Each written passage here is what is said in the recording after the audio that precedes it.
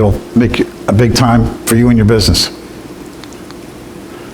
So, we're about to have our crew come up, and I want Ed, come on up. Nico?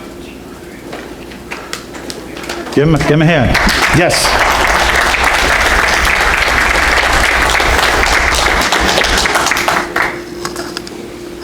Up on stage. And where's Pat? Where's Steve, There he is. Give Steve a hand. His clothes didn't follow him here. No, actually, he's from Southern California. No. Make sure nobody falls off the stage.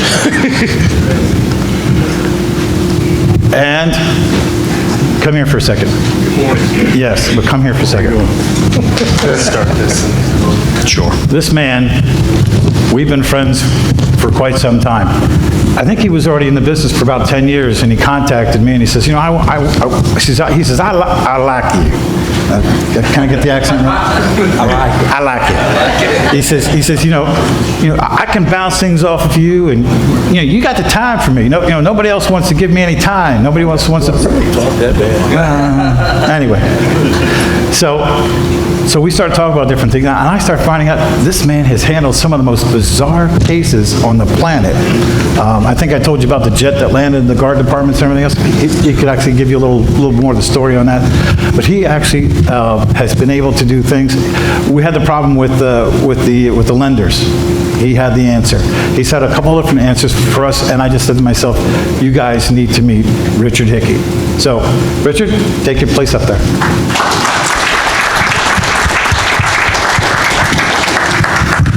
Get me the other one up, please. And on this. Okay, they've got that. It should go for an hour, no? Yes? No? Okay. We're going to quick change the batteries in this.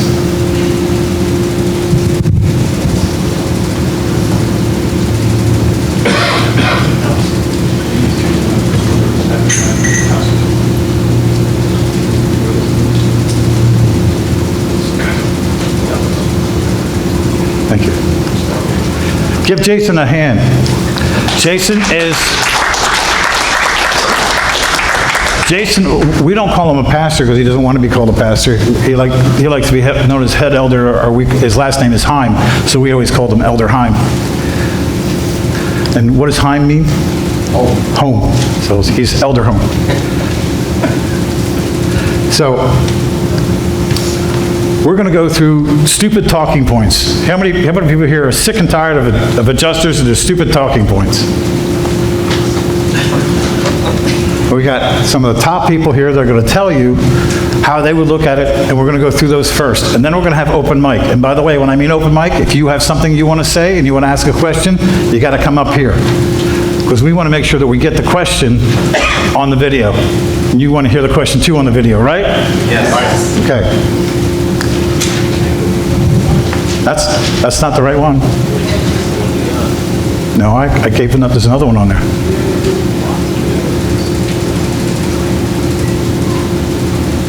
There it is, right 2, Mark 2.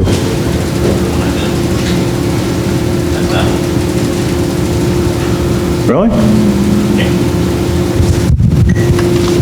Okay. Give me the sheet. I'll read it from the sheet. You can turn that off.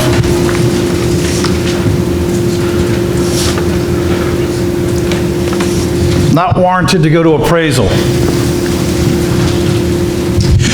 All right, well, first, let me introduce myself in case I didn't meet everybody yesterday. My name is Chase Mathis. I'm an attorney at the Merlin Law Group.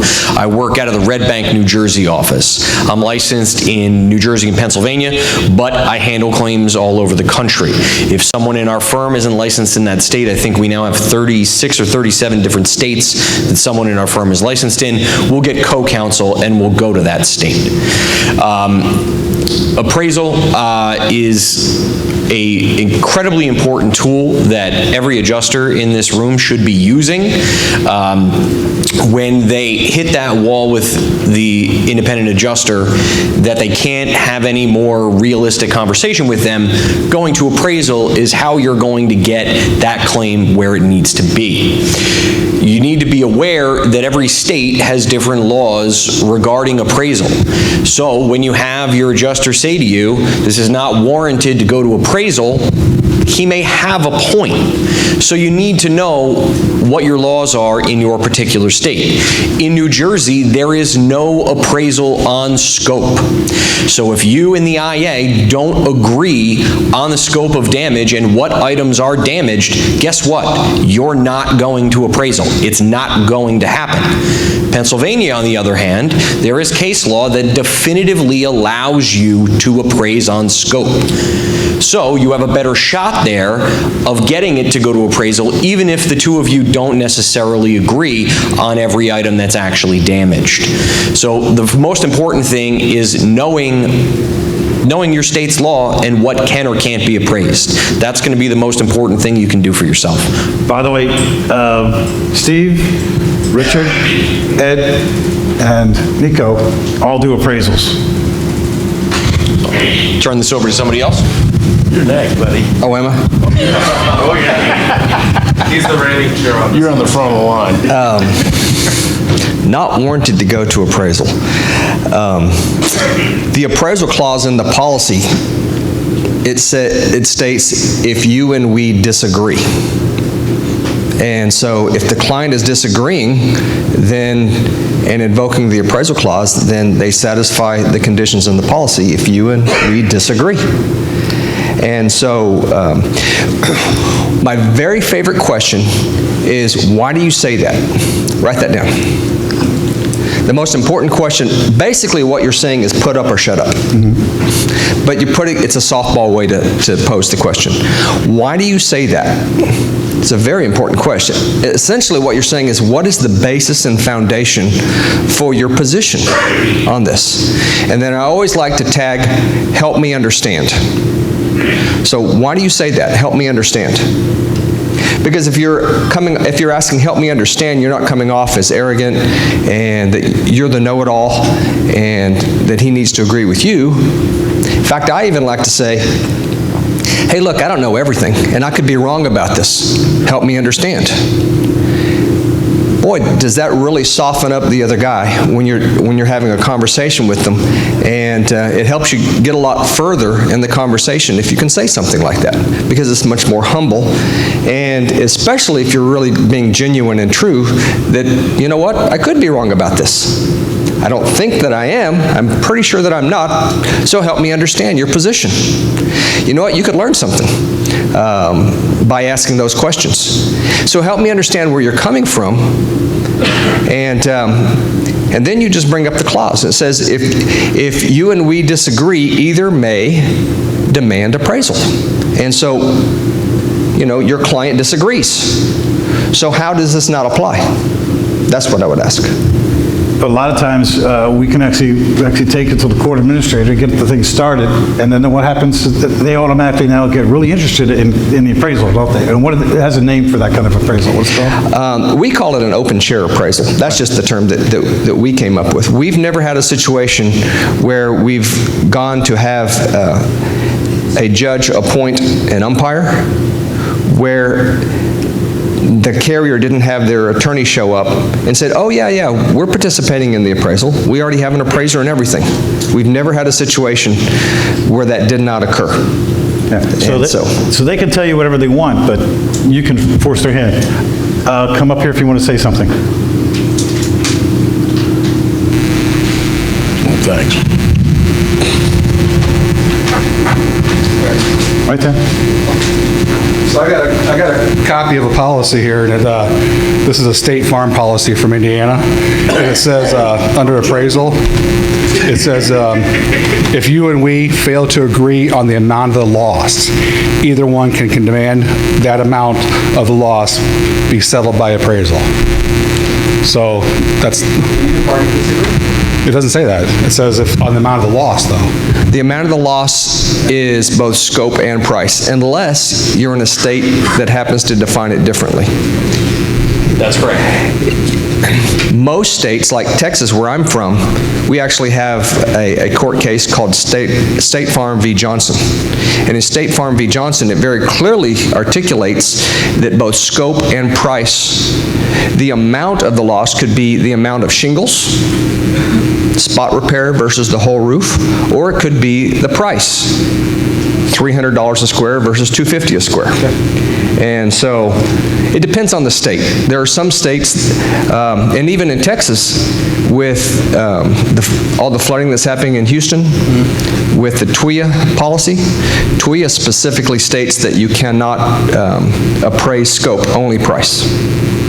And I believe that NFIP is that way as well, National Flood Insurance Program. All right, thanks. By the way, when you come up, before you give your question, effectively later on, make sure you mention your name so everybody knows who you are. I mean, you have name tags, but our company no longer pays for that. It's not in our company's policy. Go ahead. First, I'm Richard Hickey. I live in Virginia. I grew up in California, and Marine Corps brought me east. I'm married, have 4 boys. They're still hanging around. And grandchildren that are still hanging around. But as Mark said earlier, I found a site on the internet, and I said, you know, I have been doing this for about 10 or 12 years, and I said, maybe I can learn something, because no one had any information out there for me to learn from. It was all, you know, stub my toe, put one foot in front of the other, and bounce around until you got it right, okay? So I really want to thank Mark first for bringing this group together, getting people to talk, and over the years, he's done everything he said he's going to do. I get calls in the middle of the night, in the morning, from people from out of town saying, Mark Hauser told me to give you a call. I'm not kidding. My new friend Ed Walsh called me about 2 months ago. Mark Hauser told me to give you a call. And he's in Virginia, Ed, you know, and I said, what? But first I have to disclose something. I am not a licensed public adjuster right now. I was doing public adjusting for many years prior to the licensing requirement, and there is a conflict that I have with FEMA because I do a lot of work with FEMA. That's getting sorted out, I hope, so I can get a license as a public adjuster and still do FEMA work. But it still helps me because FEMA is a good education in its own right. But being that said, and going back to the topic, company doesn't want to pay for that. Well, you know, that is music to my ears. Because I said, really? You got a contract. A contract means everything. You're paying for a contract. And they've agreed to do certain things, and you're paying for it. So those are words that are simply an obstacle, and you've got to learn to get around it, because they will pay eventually. So the trick is not to be stumped by that, you know, I'm not paying, so forth. And I'll tell you a quick story. We had a bad flood in Virginia about 4 years ago. State Farm was the main carrier in that area that got heavily damaged, and nobody got treated fairly. At the time, State Farm was doing their own adjusting. They were not subbing it out to a national flood adjusting company. Well, I picked up a boatload of claims, and it turned out at the number I had to call to State Farm, the same woman answered the phone every time. The first thing she would say, we're not paying anymore. Click. I kept calling. yelling, "We're not paying anymore, click." It didn't matter. She didn't ask for a claim number. She didn't ask who I was. She was sitting at a desk, and that was what she was supposed to do. Well, I found out she was in the home office in Charlottesville, Virginia. I found out her full name, and I sent her a bouquet of roses. Well, I immediately got a call from the supervisor of claims. "Why are you sending our claims adjuster a bouquet of roses?" I said, "I'm absolutely in love with her. She is so direct, and I love direct women." The guy had to think I was a nut. He says, "You will not contact her any further." And I said, "Please." Immediately, I was handed to somebody else that would talk to me. Now, I don't know if that was wrong or right. I never told my wife about that. I guess you know now, Jane. But there's nothing wrong with sending flowers. But, you know, as Steve said, something very important. The best thing you can do is soften somebody up and not even talk about the claim. Talk about who they are first. Talk about what their interests are. Find out who they are. Because you listen to them, you're going to find something that's going to trigger a conversation into an area, and before you know it, you've already settled the claim the way you want it. Really. Ed and I had a really strong conversation on the way up here, and some difficulties he was having with adjusters, shutting them down.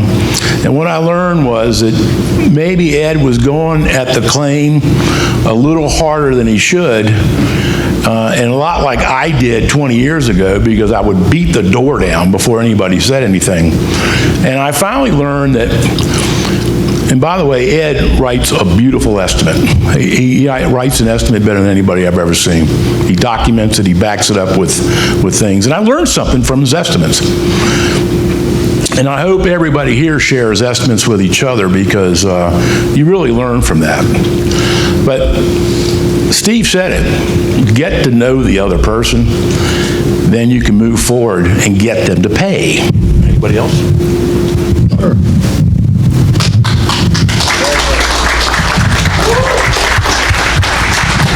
Thank you, Richard. Hi, everybody. My name is Ed Faco, and I'm out of the Chicago area. And, you know, I'm just so appreciative of all this. Thank you very much for putting this together, Mark. You know, every single person in every seat over here deserves to pat themselves on the back just for taking the 3 or 4 days out of your life to come here just to learn more.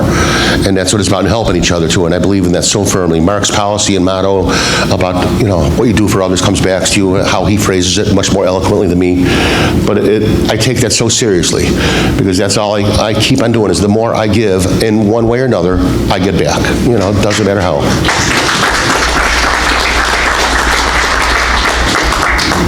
And then next thing I want to thank is Steve Patrick. You know, he and I got to know each other a little bit over a year ago when he was starting to put on some of his Leveling the Playing Field seminars. And if you don't have his free ebook on that, definitely, you know, sign up your email address with him and learn how to talk to the adjusters much better, getting to the point, and only discuss legitimate and reasonable items to get a righteous outcome.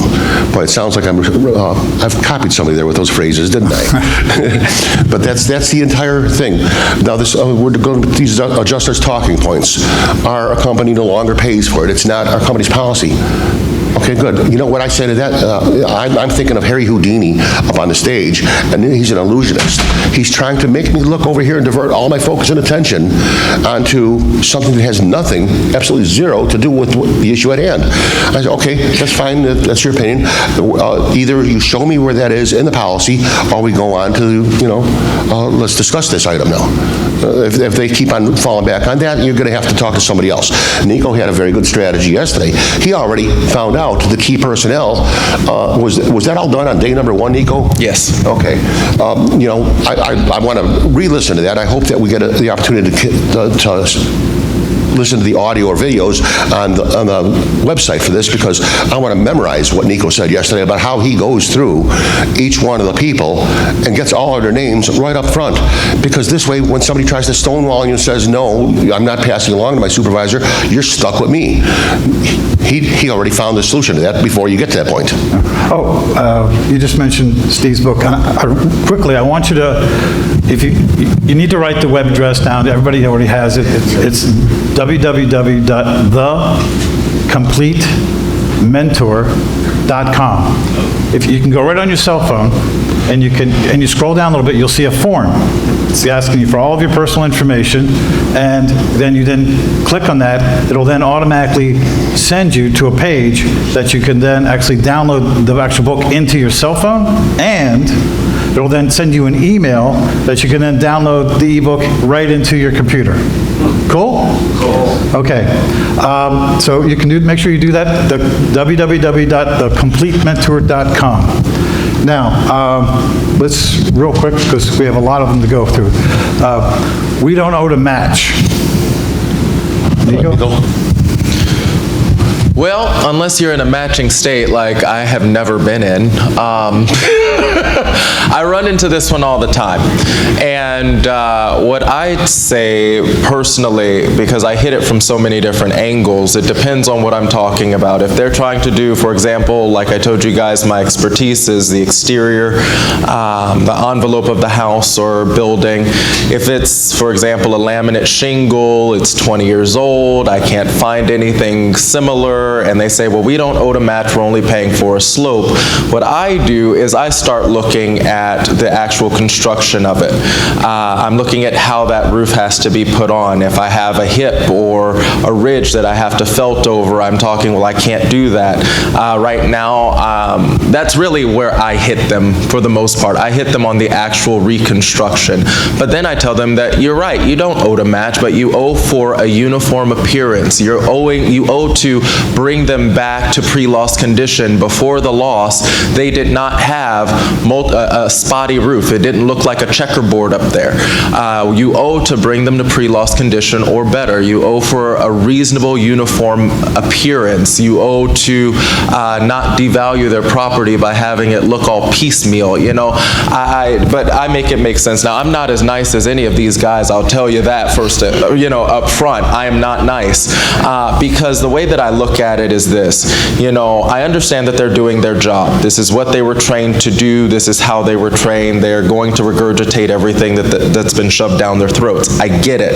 But when I come to you with a competent argument, I come to you giving you all the facts, all the information, and I'm making it make sense, and you still want to be ignorant, I'm just not going to be nice. So I'm going to hit you every way from Sunday and let you know that I'm not going to back down for my client. Does that make sense?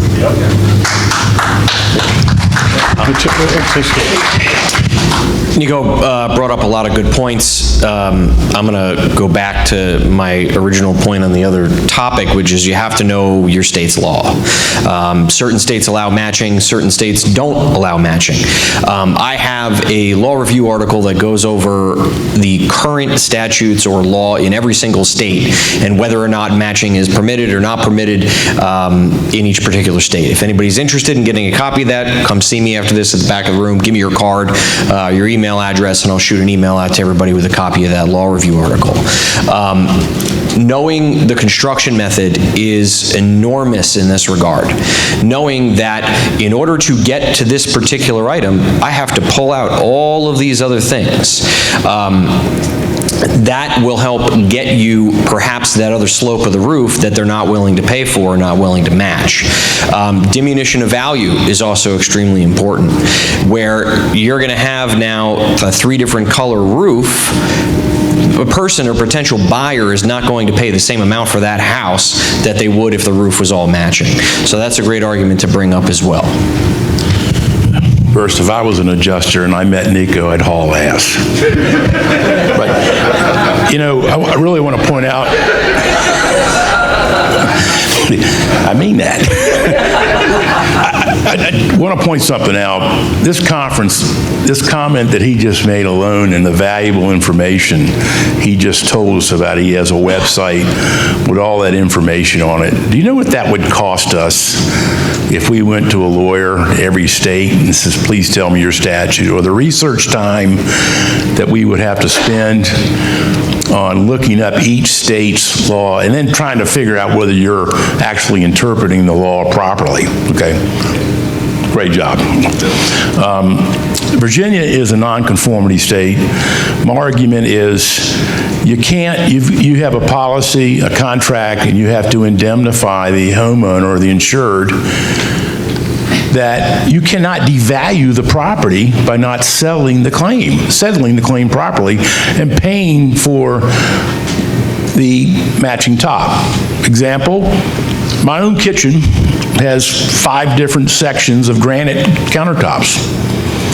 My wife happens to pick the most unusual stuff in the world, can never be found again. Okay, we have one top that cracks because of a frozen pipe in the winter. Insurance company only wanted to pay for that section, that 1 8-foot section. Okay? You can't get close to it. We argued, and finally the outcome was, look, if I put something else there, you've devaluated my whole home, because it just so happens my kitchen is the focal point of that downstairs, okay?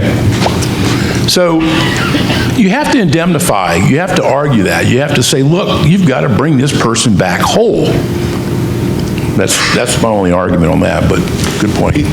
Touching back on free information, if you're not signed up, everybody, I implore you to Google Chip Merlin blog. It will lead you to the Merlin Law Group's property insurance coverage law blog.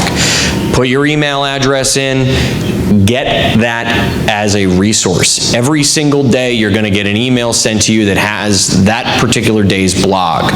And all of these different issues, whether it's matching, assignment of benefits, statutory regulations for the insurance companies to follow, all of these things are hit every single day, and the blog is searchable. So if you're looking for what the matching statute is in Pennsylvania, chances are it's been written on our blog previously. So Chip Merlin blog, search it on Google, sign up for the property insurance law coverage blog, and you're going to get great information every day. Actually, if you go onto the site, there's actually a link for his blog right on the site. Man, I can't agree more. Wow, what a great blog. I read it all the time and learn tremendous amounts from it. First thing on this one is you need to take the word match out of your vocabulary and stop using the word match. Nico nailed it. All right, does anybody know where that phrase comes from, the reasonably uniform appearance? What? Anyone? He used the phrase reasonably uniform appearance. Does anyone know where he derived that from? Anybody know who the NAIC is? Yes. Who is that? Who's the NAIC? Insurance Commissioners. Yes, the National Association of Insurance Commissioners. There are 50 members, 50 states, 50 members. And so if you will Google NAIC, reasonably uniform appearance, they put out a bulletin stating that all states shall have their adjusters meet when you're doing repairs, a reasonably uniform appearance. See, what you're doing here is you're putting forth facts and evidence. In other words, this isn't my opinion. I'm not just putting forth conjecture here, all right? This is a third-party source that you're using to make your position. And the third-party source is a pretty credible source, the National Association of Insurance Commissioners. Can we agree that's a pretty credible source? Right? And so you're putting forth facts and evidence to support your position, and then you ask the adjuster, what are your facts and evidence to support your position? And you put him on the spot. Do you have any third-party source material that backs up your position? Of course he doesn't. And you say, well, you made my job pretty easy now, didn't you? On the scales of justice, I have facts and evidence to support my position, and it doesn't seem as though you have any to support yours. And man, You brought up indemnification. Wow. So when I used to train claims adjusters in the school that I had, that's the very first thing I ever taught them is indemnification, because it's the basis and foundation of the entire insurance contract. That's right. It's a contract of indemnification, and you need to hammer that hard. All I want to do is make sure that my client is indemnified. Isn't that where you're coming from as well? What are they going to say to that when you ask that question? Isn't that where you're coming from as well? I've had one actually tell me that they don't go for that, so. Well, it is the basic foundation of the insurance contract. Really? Yeah, that happened last week. I posted it on Facebook because I was just in shock. I was like, yeah. I can't imagine you being in shock. Poor workmanship. This is the one that, and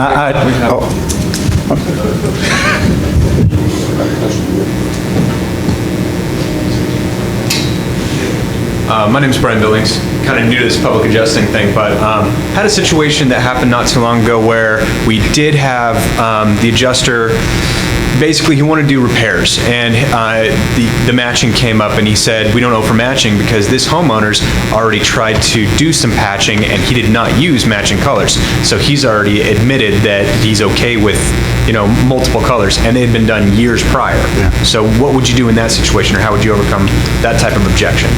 Personally, I would say the same thing. Well, although the policyholder decided to try to, make repairs, that doesn't have any bearing on the fact that you as the insurance company owe for a reasonable uniform appearance. They still owe for that.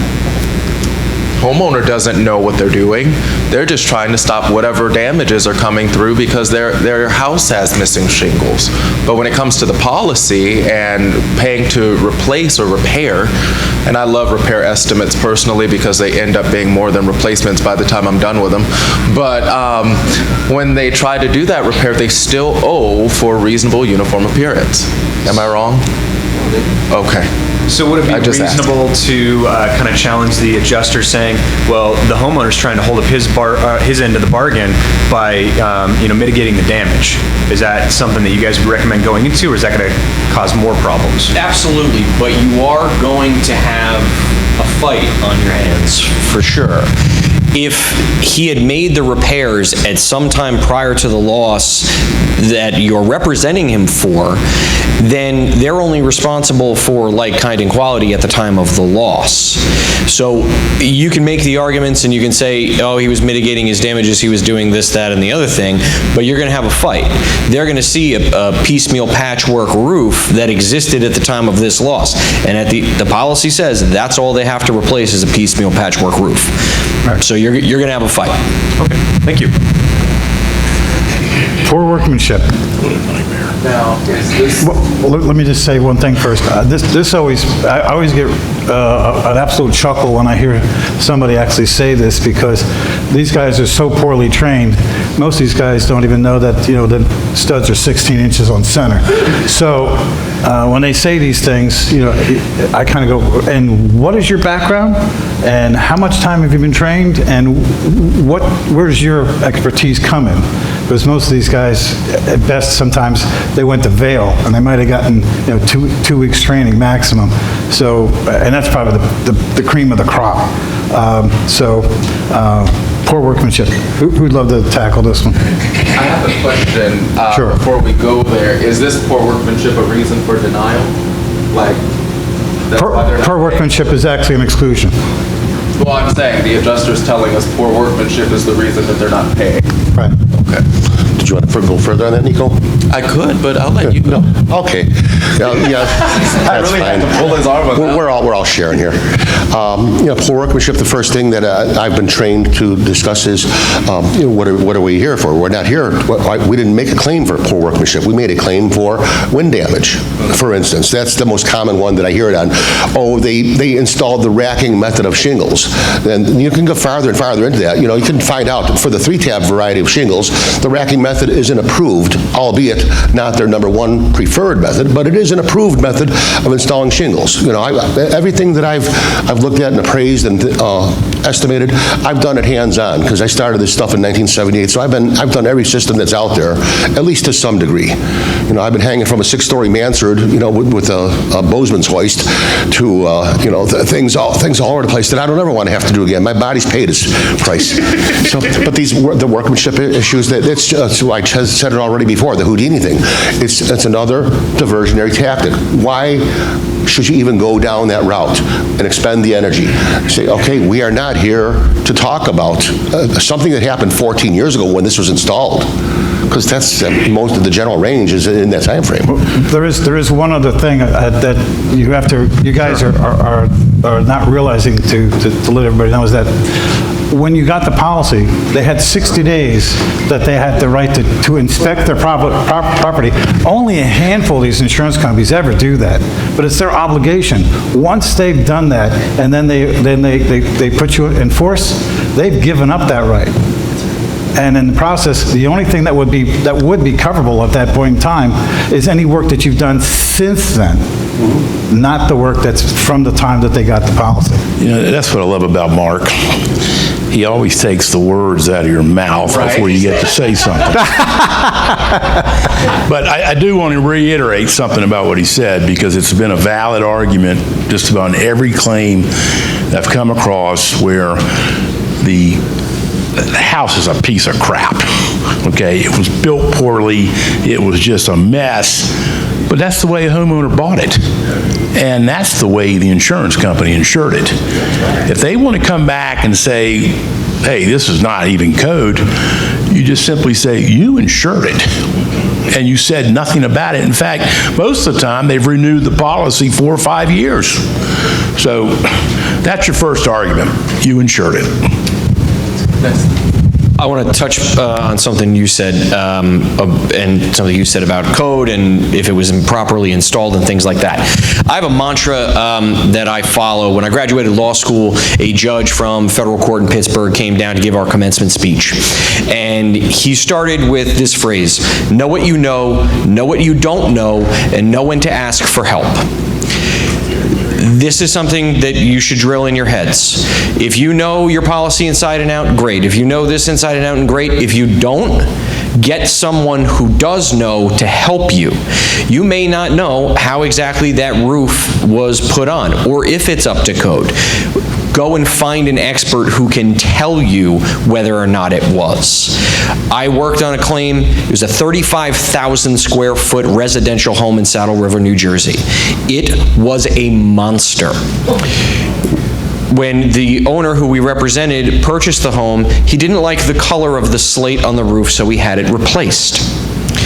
Well, he has a Superstorm Sandy wind claim immediately followed by an ice damming claim.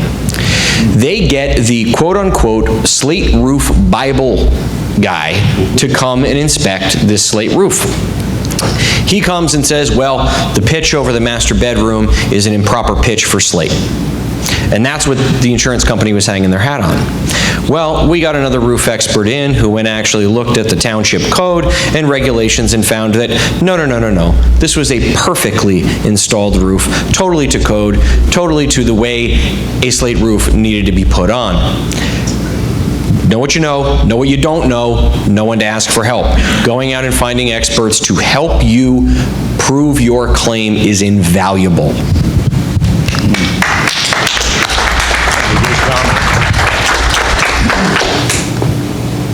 Never think you're not stupid, okay? Really.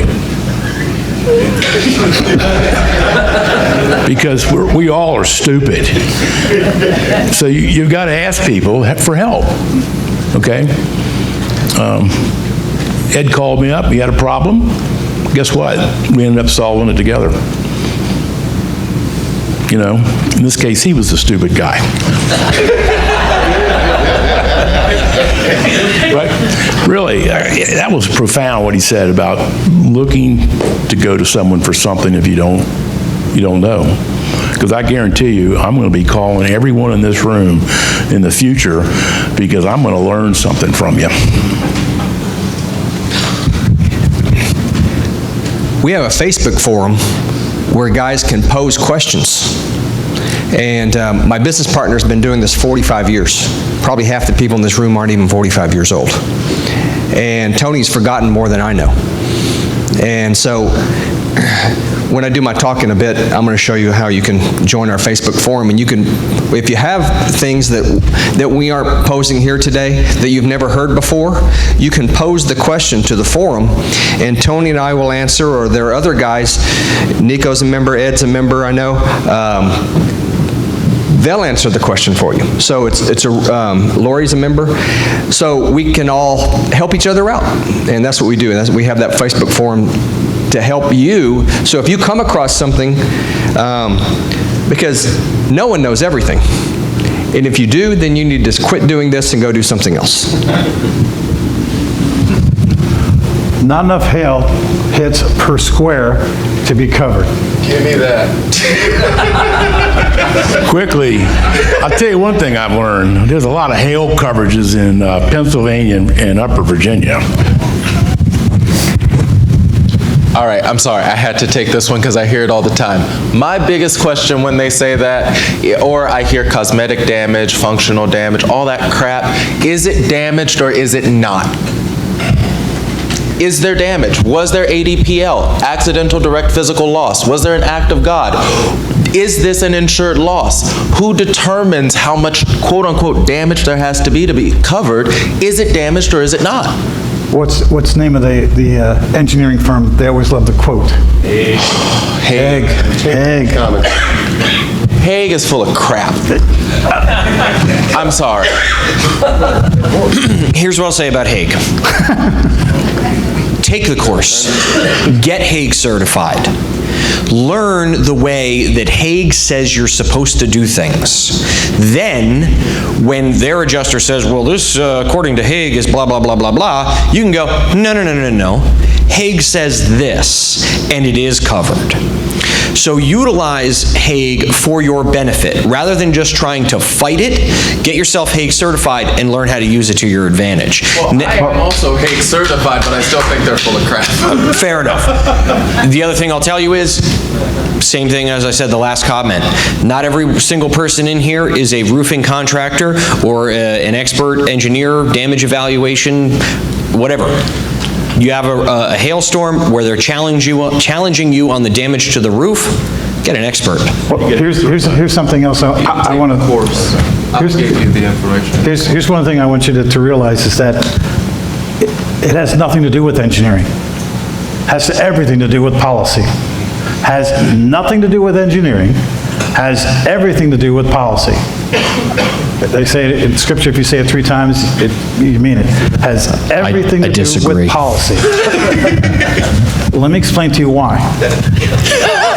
I don't care what he says. The reason why it's about policy is because, as the adjusters will always say, policy is king. And actually, that's not 100% true, because actually, state law is king. Policy comes up underneath that. But here's the thing, is that it's a policy question. The policy does not state that you need to have so much hail hits in order to be covered. That's bogus. In fact, if somebody actually says that to you, you need to say, if you can't show me that the gentleman that you tell me is going to determine what's considered a hail hit, and he's a Hague certified, you need to find out and tell me, does he have any documentation he understands policy? Because if he doesn't, you need to get him off my roof. Second, I need to know what your supervisor's phone number is, because I need to find out why he's such a moron out here that thinks that this is an engineering question. It's not an engineering question, it's a policy question. They will always try to push an expert when they don't know how to answer it. In fact, if it was such an engineering question, then you tell me why so many different insurance companies, one will say it's got to be 10, another one says it's got to be 16, another one says it's got to be 5. There's not even a unification among you guys. So how can you tell us that it has to be a certain amount of hail hits to be qualified? Or that you're going to do a test square? Excuse me? You guys don't even know how to even pass your first grade test. The comparison to do a test on a roof. I'm sorry. I'm up here dying because Mark just got very very upset very quickly. But no, I laugh because he sounds just like me, because that was my next point. Show me in the policy where it says there have to be 6 or 8 or 10 or 50 hits per square for it to be constituted as damage. Either it's hit or it's not. Either a covered loss occurred or it didn't. There's no such thing as cosmetic, functional, there's none of that. It's damaged or it's not. All of that is fluff. They're trying to, add more in, and now they have all these waivers and crap that I still overlook. Like, we have the attorney disagreeing with me again. But before I let this go, one of the other things while we're talking about this is metal. I don't know if any of you have dealt with metal roofs and how they have metal exclusions and all of that. On roofing that I use all the time is microfracturing, and if they ever want to pay that much money to have that test done, it's really going to fall out of their favor. And then the fact that when that metal is manufactured, it's coated with a zinc aluminum coating that's broken when hail hits it, or a rock hits it, or a tree limb hits it. So that exposes the metal to the elements. Something I just thought of. A very, very good commercial roofer in Norfolk, Roof Engineering, gave me a tip once. It was a freestanding seam copper roof. Not much hail damage, but dents that obviously pushed in tight. I didn't think much of it, but he said in a comment to me, under every copper standing seam roof is red rosin paper. It's there to protect the copper from heating up too much, okay? And if that cracks or that hail punctured the red rosin paper and split it, well, you got to replace it. Because eventually that copper is going to fail and heat up the wood underneath it too much, and it's going to get brittle and the wood's going to dry out, okay? So that's a little bit of an argument, is to throw at the adjuster, what's happened to the red rosin paper? And he'll probably say, well, we can't see it. Well, we need to open it up. So, it is a policy question. And no, the policy is not going to tell you 6, 12, 16 hits per square. But there will come a time when the insurance company hires an engineer and they go out and tell you that this roof is not damaged, we are not paying. End of story. What are you going to do? At that point, you have to get an expert. There is no more arguing. There is no more trying to talk to them. They have an expert. They've decided to stand by their expert's position. So at that point, you do need to get a roofing consultant or an engineer to come out and actually do testing on that roof to prove that there is, in fact, real physical damage. Again, the functional versus cosmetic argument is a big deal right now. Everybody's fighting functional versus cosmetic. I'm of the same opinion. Damage is damage. But if you have to come to a point where you have to send the claim to me and I have to bring it to a jury, just because you say it's damaged isn't good enough. I need an engineer or a roofing expert to cut up that roof and to have tiles that he puts under a magnifying glass with desaturation tests and this, that, and the other thing to show a jury that it is in fact damaged. There's one other thing that a lot of times we overlook, is that, and the reason why we overlook it is because, the engineers, they have their little braids, they've passed, they've gone to college and everything else. So they'll just say, well, in my opinion, that's this. Okay, show me your scientific proof of that. You can't just say, because I'm an engineer, that means anything. Because we've actually had engineers that actually go, oh, well, I'm an expert at log cabins. He came across a guy who actually was an expert on log cabins. His name is Gene Mamel. And Gene goes, really? You're an expert? I don't think so. And he starts rattling off all this stuff because they'll just throw anybody just to say that they're whatever. But here's the other thing about the engineers that most people are not getting, is that they not only have to actually physically prove it, okay, but they have to actually be able to scientifically prove it. Scientists means everything. Quickly, hang on just one second. Do we need to change that battery? Is it battery? That's low. It's not out yet. Okay. Quickly, get your question in a minute. Something else I want to point out, and if there's any engineers in the group, no disrespect. But I want you to go home. If you have an engineer report in your file, I want you to go home and read it. And read it twice, read it 3 times. And I promise you, there's a mistake in there. A measurement that he took wrong, something he called that isn't what it is, there's a mistake. And that's all you need to call that person on the carpet and say, yeah, you're a professional, but why are you making mistakes like this? Okay? That starts to settle the playing field immediately. Because if he can't measure a room properly, how can he sit there and say, this is my opinion? Okay? So read the report. Yeah, so we're talking about, amount of hail hits and stuff like that too. Through that Facebook forum that Steve had mentioned, that we've come across, a lot of people do a lot of research. And one of the items that was discovered is this, an engineer's report. I believe that was Nelson Architectural Engineering. They changed names, so it's similar to that now. It's just called Nelson Engineering. And they have a report that comes out, and it shows depictions of how many hail hits. They have a chart there that shows us out. Basically, it comes out to 11 or 12%, depending on how you define that, because not only are you repairing the shingle that has to be damaged, but you have to also repair possibly up to 5 additional shingles per harmed shingle. So that one shingle means 5 or 6 shingles that you're repairing. So at that point there, you have, it comes out to, I've calculated 8.8 shingles is the exact value, cost versus replacement value splitting point. And once you get past 8.8 shingles that are damaged per test square, it's cheaper for the insurance company to pay for a full replacement.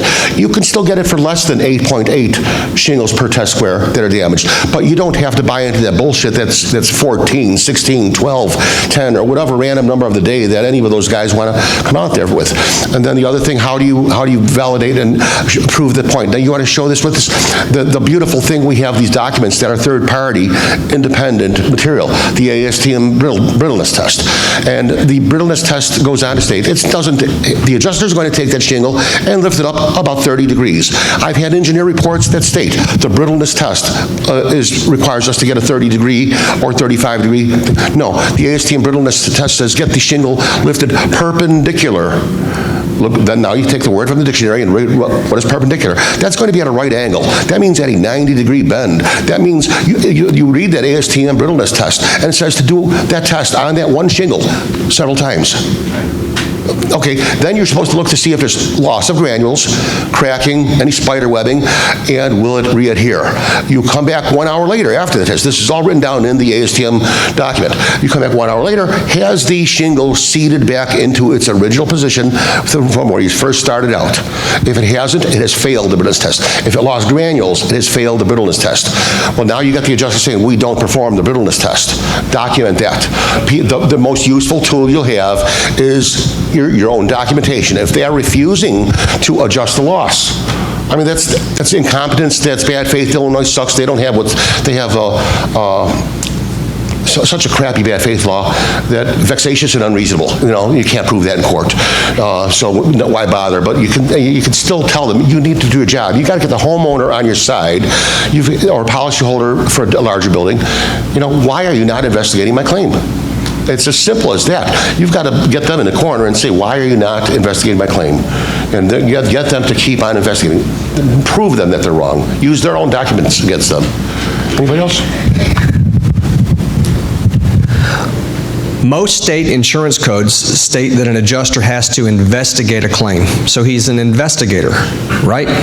Do investigators have the authority to ignore facts and evidence? Could you imagine a police detective handling a murder scene and there's facts and evidence and he willfully ignores it? Is that what these adjusters are doing? Because if they are, you ask them.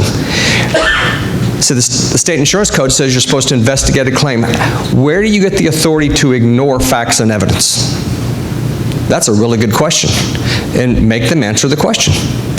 Where do you get the authority to ignore facts and evidence? So in my book, I have like 10 different things that can total a roof And the brittleness test is one of those. If the shingles are stuck too tight, that you can't actually take a putty knife and you can't unstick it to replace individual shingles without damaging the shingle that it's stuck to. And then once you damage it, now you have to replace that shingle, and you take the putty knife and you're trying to unstick the mastic sealant on the next one, and you're damaging it. Guess what? The shingles are stuck too tight, and you can't actually perform a repair. That's another one of the reasons. So you should know all 10 reasons why roofs are unrepairable. Because if the roof is unrepairable, then you can't repair it. And all that's left is replacement. All of these canned talking points they have, Ed nailed it. It's misdirection. It's a magician's trick. If they don't want you looking at the left hand, they're flopping the right one around over here to get you to be distracted from the issues at hand. And the issue at hand is, is there damage, and does the policy extend coverage for this damage? That's the question. So don't get sidetracked by these questions and these statements that they bring. Bring it back full circle, back to the salient points. Is there damage? Does the policy extend coverage for this damage? Are there any applicable limitations or exclusions? That would be the other question. Has the insured complied with all the conditions in the policy? I want to say something, and then we're going to call it for this time, because we're hitting against the wall for this time, and then we'll get back into this again on the second group, which we're going to have again, and I'd love to have you back, honestly. I have a question, and I'm looking for an answer. Had a claim, insurance company sent out an adjuster, and all she did was take pictures, and the insurance company never wrote an estimate of loss. They just never came up with a value, but they're coming back and saying that, well, there's nothing to pay. Is it the responsibility of insurance adjuster to write an estimate of the loss, or just take pictures? It goes on investigation. I think, as every lawyer says, it depends. There are situations where I have had contents experts, estimate writers come out, photographers come out, and they create a SimSol document or a Xactimate document where it scopes the loss, but there's no values put in. And that's essentially because the insurance company decided to deny the claim before they actually got to finish the work. Yeah, neglect. Well, if their opinion is that the loss isn't covered before the actual estimate is written, What do you call that? Detrimental reliance. you know. Outcome-based investigations. Sure. You call that. Bad faith, again, in New Jersey, like Illinois, bad faith is impossible. It just doesn't happen. But you got to take each loss individually. If they're not providing you with a fair adjustment of the loss, and in my opinion, adjustment means an estimate of the damages, regardless of coverage, and you make that point. Whether it amounts to bad faith, that's state dependent. I'm not entirely sure. But I think you're on the right track. I just don't know that there's anything definitive anywhere that says an insurance company has to write an estimate, especially in light of the fact that they would deny the claim. Can I say really quickly? I'm going to make this point really quick because I know we have to wrap this up, but I have a loss in Tomah, Wisconsin, middle of nowhere, don't ever go. But it is a hotel, 3 stories, just north of the Dells, or about an hour and a half north of the Dells, rather. And the insurance company comes out, they send an IA. Now, the contractor who pulls me in on this job, he trained this IA when he was an adjuster. So the IA comes out, he does his estimate, puts it together, sends it off to the insurance carrier, and what we get back from the insurance company is an estimate from a different contractor, and a couple things for the exterior that they actually wrote in Xactimate. So the contractor tells me, he's like, Nico, his name was Ed, he's like, Nico, I don't know why that's such a common name, but he said, Nico, I know he wrote an estimate and he had to do a pretty good job because I trained him myself. So I get in contact with the insurance adjuster and I said, is there another estimate for this loss?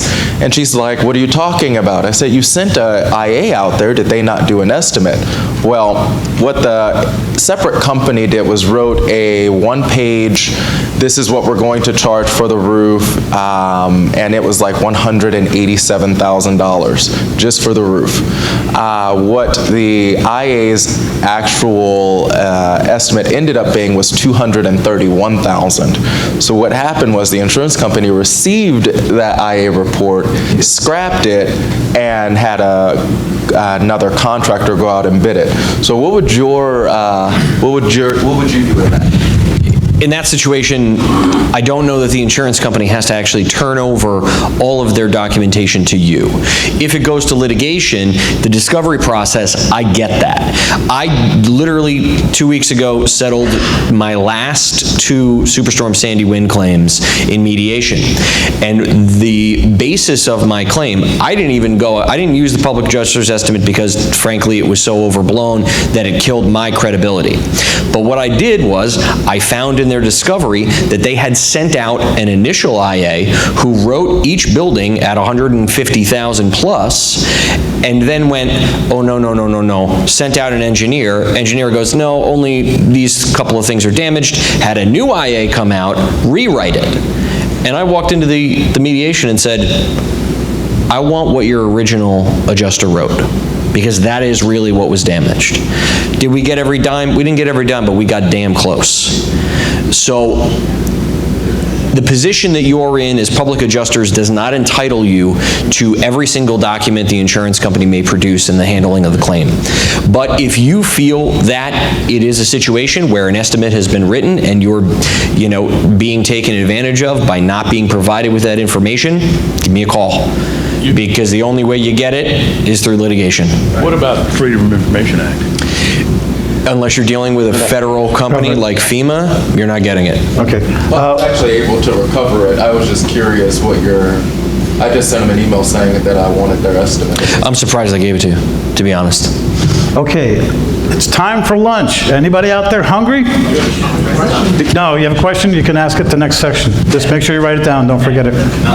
It's not lunch? If anybody has questions, I'll be in the back. Open mic?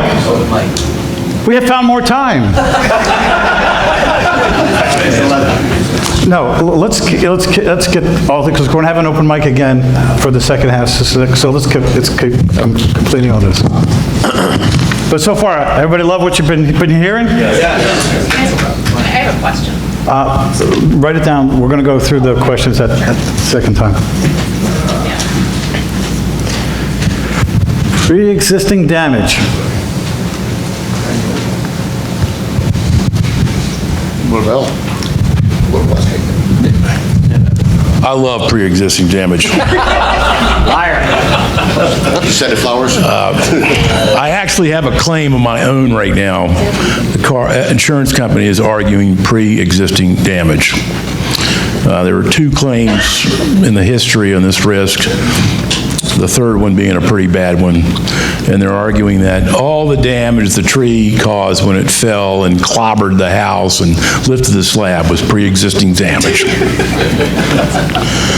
In a deposition under oath, they brought out the old claim files, and I really couldn't believe that they brought out the old claim files, because it proved my case, because in those claim files were pictures. There is a picture somewhere that shows what that thing looked like before the insurance claim. Somebody had a party, some little girl took a picture on her cell phone, the neighbor's kid, there's a picture somewhere, okay?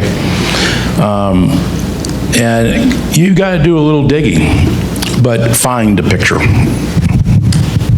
To that end, Most times when you purchase a home, you have an appraisal of that home done. So chances are all of your clients have at least one appraisal of their home. Get a copy of that appraisal. If they don't have a copy of it, find out who their attorney was at closing. They have a copy of it. Or find out who their realtor was. They have a copy of it. That appraisal is going to get you, if it was done properly, pretty much a room-by-room, exterior-interior evaluation of the property and its condition. And that's going to help you with pre-existing. Photographs as well. Your clients aren't walking around taking a detailed documentation of their home with a video camera for insurance claims purposes. It doesn't happen. But they've taken holiday photos. They've taken video of their kids' birthday parties in the kitchen that just had a pipe break. Somewhere in their home, they have some documentation of the condition of the house prior to this loss. So when you have a pre-existing issue, that will help. The other thing that will help you is ask your clients the question. Was there any pre-existing issue here? Try and get the straight answer out of them, because that's going to make a determination of whether or not you even want to proceed with that claim. Because you don't want to go through all the legwork, you don't want to spend the time writing the estimate, scoping, taking photos, fighting with the insurance company, to have the insurance company walk out and say, here it is, this was a claim that they had 6 months ago, they didn't do the repairs and they were paid for it. Now you're beat. All right. Now, here's something that we have in the site. In the site, we have a section that shows that you can use, by understanding body language, you can tell when somebody's lying. It's never about the insurance adjuster, because as soon as he's opening his mouth, he's lying. It's all about the homeowner, about what cases you want to take and what cases you don't want to take. But study it, learn how to actually practice it with your kids, this way you'll know when they're lying to you. Or your husband and your wife, it depends. But anyway, first thing is, I wanted to say that just a second ago, do you realize how powerful that is? That just that one little piece of information can change things from now on, every time you hear that particular information, when somebody says there's pre-existing conditions. Right. Not sudden and accidental. Can I address? Sure you can. Real quick. So what you do is you challenge their assertion. What is the basis and foundation? How did you draw your conclusion that this is pre-existing damage? You challenge their position. I mean, how did you draw that conclusion? They may actually have a very good point, but you wouldn't know that if you didn't ask. So ask them, how did you draw that conclusion? And then listen carefully. You question skillfully, listen carefully to their question, their answer, because that tees up what your next question should be based on their answer. They may have a very good reason for thinking that. They may not have a good reason at all. But if you don't ask the question, how did you arrive at that conclusion, you'll never know that, will you? Man, asking questions is the most important skill you can learn.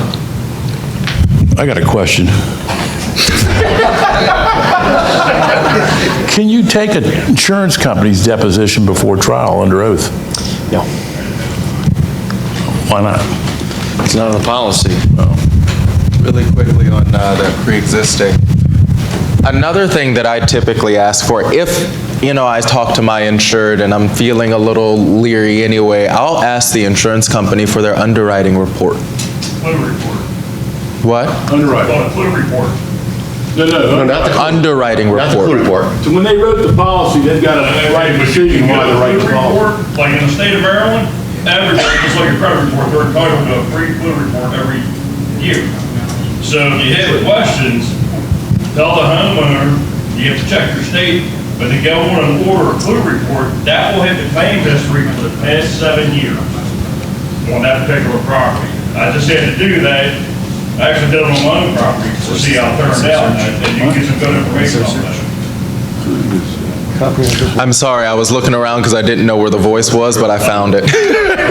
Properties previously, insured person, of the property owners. But yeah, I get the underwriting report for when they say pre-existing damage, because if it's there, and I'm not disputing at this point, I just want to see that you made mention of it when you took the policy on.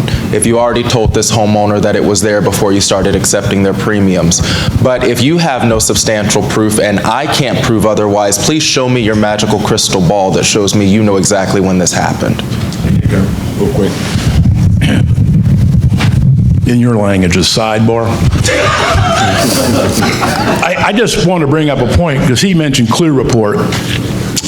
In my deposition of oath that I had to take on my own claim back in April, the attorney taking my deposition made a point to say that, asked me a question, why I had 93 claims on my Clear Report. They want to know if I owned more property, why I had so many insurance claims. I didn't know the answer, but I did go back to the Clear Report, got a copy, and I found out some insurance companies, when you're a public adjuster, include your name on the check. Sometimes that transfers over to the Clear Report as a claim against the property with your name on it, okay? And you have to write Clue and say, I don't own that property, I was a public adjuster, please remove that claim from my Clear Report. I didn't know. But, you know, can you imagine an attorney looking at me, licking his chops, saying, this guy's got 93 homeowner claims? As an attorney, I would hope I would be smart enough to realize that's why 93 claims were on your Clue Report. Two things on that. One, always get the insurance company to put your name on the check. Never, I mean, clients can be nice, they can be good people, but never trust that they're not just going to take that money, cash that check and go, I don't know you. So, You're just human. yeah, so make sure your name is always on the check. Also make sure that you have a valid contract and that that contract is valid in your state. Because if you get in a situation where the insurance company just sends them the check, and it does happen, you at least have the legs to stand on to say, no, no, no, no, no, we had an agreement, here's our contract. Second point is, and he mentioned an examination under oath. Homeowners are required to submit to examination under oaths pursuant to the policy, and they may be asked to do that at some time during your claims handling. At some point, you may be asked to sit for an examination under oath as the public adjuster. Read those policies very carefully. You may be required, if it asks for the representative of the insured to sit for the examination under oath, you may not be required to sit for the examination under oath pursuant to that policy. However, I would ask that each one of you, if you feel confident enough to sit for an examination under oath, to do it, because it can only help bolster the claim. You know your claims better than your insureds know their claims. You know how these buildings go together better than they do. You know what is included in your estimate better than they do. So it makes more sense for you to sit and be questioned about the claim than they are. Think about it. If you have questions about examinations under oath, whether or not you're competent, give me a call. I'll help you out. And if you do get called, because I have been called as a public adjuster in the past to do a examination under oath, bring an attorney with you. I tend to talk too much. I don't mean anything from it, I just talk too much, and they love it when you talk too much. A good attorney will tell you to shut up. By the way, we need to get the answer for sudden and accidental. He brings up a good point about read the policy. If you are going to be representing the insured, you have to know what coverage has been extended, what coverage is limited, and what coverage is excluded, and what the exclusions are and how they're applicable, right? So your typical the typical homeowners policy, the standardized homeowners policies, actually only mention sudden and accidental in one place. And where is that? sudden and accidental discharge of water or steam from within a plumbing or HVAC system. That's the only place that it mentions sudden and accidental. It doesn't mention sudden and accidental anywhere else in the policy. How do you know that? Because I used to teach the stinking thing. All right? So have you read the homeowner's policy or the commercial policy? If not, then how would you know? So you need to read this. Ask for a PDF version, because then you can do a search. You can do Control F on your computer, on your keyboard, and search for the word sudden. Search for the word accidental. Find out whether or not that phrase is actually in the policy. And if it is, what is it applying to? So you got to read the policy. Now, if you're doing a property loss, you obviously don't have to read the liability section of the policy, slips and falls and things of that nature. But you need to read the conditions of the policy, and you need to read the conditions that are applicable to both the property and the liability sections of the policy. So as a PA, you really need to read those policies and know them. Remind me later when I'm doing my talk, and I'll tell you about the red, orange, and green pen and how you can use that when you're reading over policies to differentiate extensions, limitations, and exclusions in policies. Quick question, Mark. Is there a school that you know of or a course you can take that someone can educate you on policies?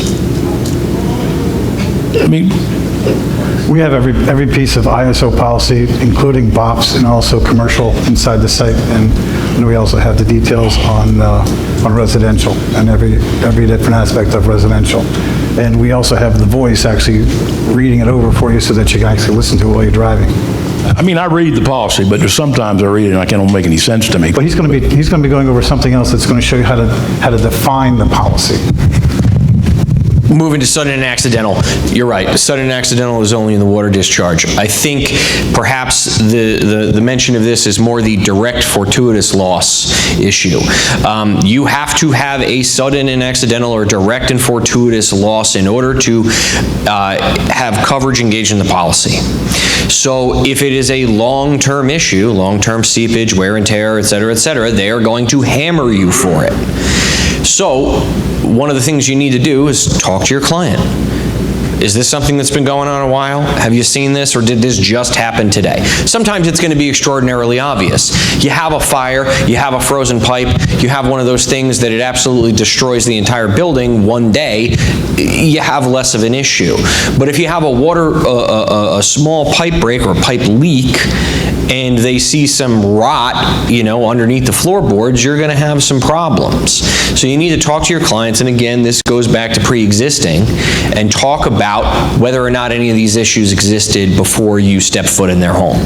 There is one other scenario that does, because homeowners they don't have the ability to see what's happening behind a wall. Sometimes something could be going on for a while, but it just has not come out yet. So again, this now comes back to reading your policy. Most policies provide coverage for hidden damage. Right. So if it is inside the walls, it is underneath the floorboards, it is in a place that is not readily accessible to the homeowner, it's generally covered. But again, you gotta read the policy to know. Oh, one other thing real quick, and then I'll let you go. There's four major sections of the policies. Do you have a peril? Is there exclusion? Have you met all the conditions? And then additional coverages. The first and the last always are considered to be part of what the public justice should always know. But I'm here to tell you that actually the thing that you want to be the most strong on, and to do a pre-existing an evaluation on what happened in the claim, is exclusions and conditions. You want to be better at that than the insurance adjuster. So when he actually comes or she actually comes out to see you, you've already negated any kind of possibility of anything, because you've actually gone through all the things where, because one part of the policy giveth, another part of the policy taketh away. So you need to be good on that. Yes, Nico?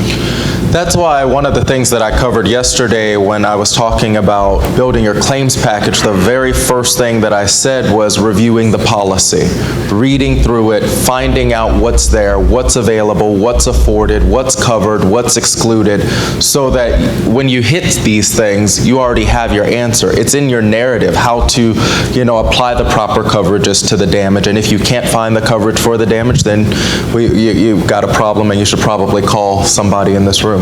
So, but yeah, that's why I said, that was number one. Review their policy, read through it. I know how long and sometimes boring and daunting that task can be. Trust me, I read hundreds every month, but you have to read it. Also,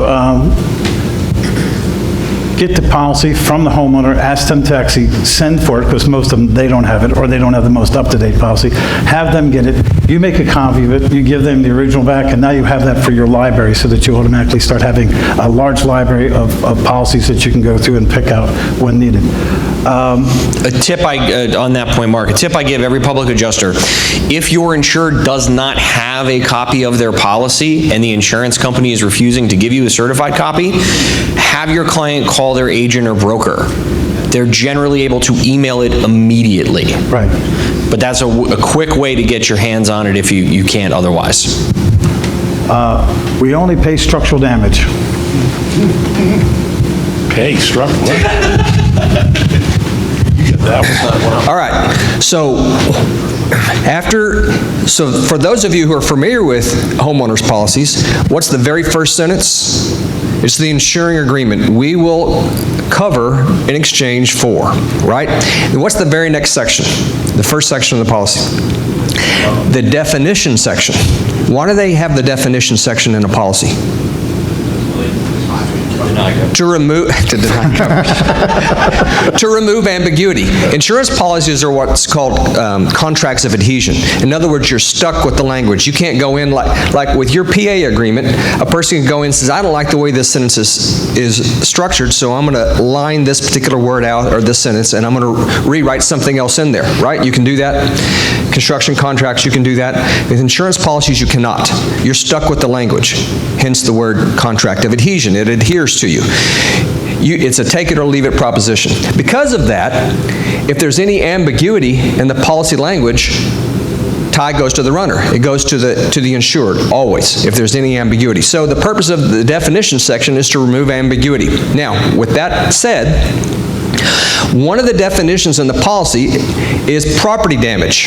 Anybody here knows what the definition of property damage is in the standardized homeowners policy?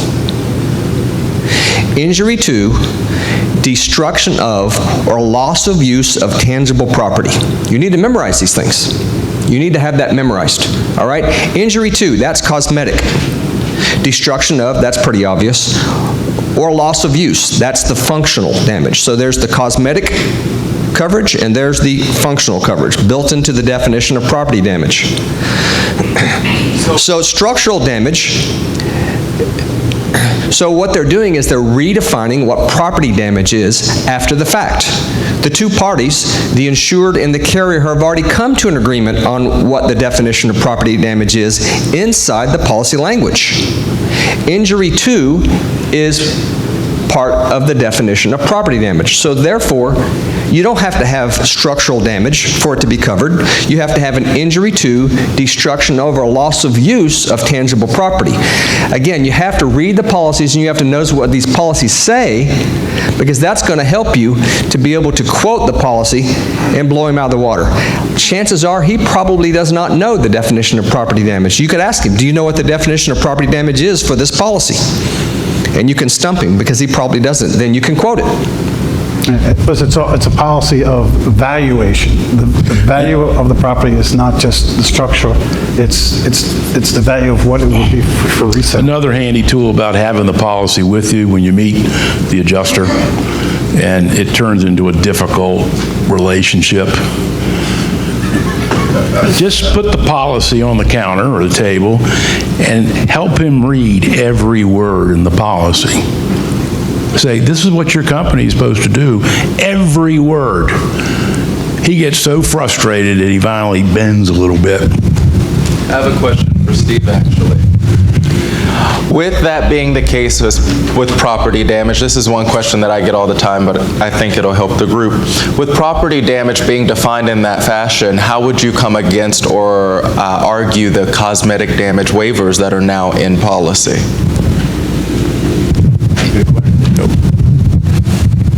Your turn. So what is a waiver? Does anyone here know what a waiver is? Give up the right. You have a right to something, and you're foregoing that right. That's what a waiver is. I'm waiving my rights, all right? So a cosmetic damage waiver, you actually have to have coverage for cosmetic damage to waive that right, don't you? So if you have a cosmetic damage waiver, that means that you probably have a Class 4 roof covering, and you've exchanged your right to claim cosmetic damage in exchange for a 20 or 30% discount on the homeowner's policy. So if they have a cosmetic damage waiver, that means that they have there's an endorsement that's been included in the policy that gives them that discount in exchange for the coverage. Because remember, insurance is a transfer of risk. Picture a quarterback throwing the football to the receiver. The football is the risk of some type of financial peril. And so what you're doing is you're just passing a smaller football in exchange for a 30% discount on your homeowner's policy. So if they have a cosmetic damage waiver, that means that they've waived the right to claim and collect money for cosmetic damage to a roof covering. Then we go back to what's cosmetic and what's not. I have a question for the attorney, Mr. Chase. I always thought that this would be a very unique idea. I didn't know if it was actually legal for us to do this or not. But could you imagine actually educating the client, maybe about 5, maybe 6 different questions, and they say, look, Mr. Agent, I'm looking at possibly really buying your policy. I'm really leaning towards you, but I need to ask you a couple questions, and I want to be able to record this so that I know what your answer is in the future. Would you have any problem with that? If you're getting permission to record someone and they give you that permission, that's valid in any state. Whether or not your state... Okay, let me back up. Even if your broker says, yeah, you're going to be covered for that, or your agent says you're going to be covered for that, and then your insurance claim happens, the insurance company denies it. The insurance company's not on the hook because your policy is your policy. It now goes back to the broker and whether your broker violated a duty that he may or may not have owed to you. This now goes to state law and whether or not insurance brokers or agents are held to certain standards. Yeah, but wouldn't that then go to his E&O If insurance? it does go to his E&O insurance. If there was a duty in your state, he violated that duty, it is now an errors and omissions claim that an attorney can make. It's now out of the public adjuster's hands. You guys can't get paid on that. But it is something to consider. We handle errors and omissions claims all the time in my office. I recently had somebody sit down. They came in to say, oh, well, this is now a business interruption loss. They're, not giving us the entire restoration period, blah, blah, blah, blah, blah. And they said, okay, well, they paid you on the building. Yeah, they paid us on the building. And they paid us on contents. Yeah, they paid us on contents, but man, there was just not enough coverage there. Well, what do you mean? Well, there was $250,000 in coverage, but, in this machine shop, there was $1.5 million worth of tools. I said, would you talk to your broker? Now it's turning into an errors and omissions claim because that broker knew or should have known. We have terrible bad faith laws in New Jersey, but we have great broker negligence laws. Brokers are held to the same duties, or not the same, but very similar duties that doctors and lawyers are held to, where they have absolute responsibilities to explain things to their clients. So in that situation, it's not on the insurance company's back anymore. Right. It's now on the broker's back. But you're right, it's a policy of adhesion. You are stuck, and those definitions can either help or hurt. We only pay for structural damage. That's nonsense. That means that they would never pay for a fire. You can have a kitchen fire that just, get some smoke and soot on the walls. That's not structural. They're not going to pay for that if they can clean it. The other thing, and it may be a little bit too involved in this, is there's what's called the New York Standard 165-line fire policy. Most states have adopted that policy, and you are pursuant to most insurance policies or fire policies, required to have at least that much protection in your policy. The insurance company can't provide you with less coverage than the standard fire policy. So there are situations where if the policy you have is limiting, and you're in a state that accepts the standard fire policy, you may look to that standard fire policy and say, wait a minute, you can't give us this amount of coverage. You have to give us at least what's in the standard fire policy, and this is less. Again, this is a very, very brief, broad stroke on that issue, but it's something you may want to take a look at and do a little bit of research into.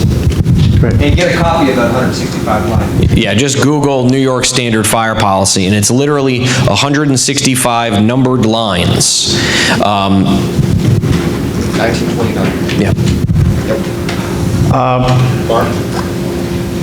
No, it's just, we need to see if we can get to, the person sent out to the claim, I have no authority to write any checks on this claim. I have no authority. Reservation of rights. I'm always telling them, I'm saying, well, we need to get the phone number of your supervisor, because I need to talk to him, because we need to find out if we can actually get you some authority. And now I'm going to record this phone call so if we can see if we can get you some, because otherwise you got to go home. See, because you're not allowed to actually obfuscate the right of the homeowner to demonstrate to somebody with authority.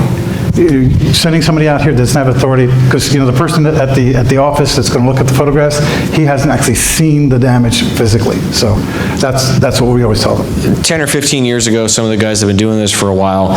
Was it the case that an adjuster actually came out with a checkbook and wrote you those checks on the spot?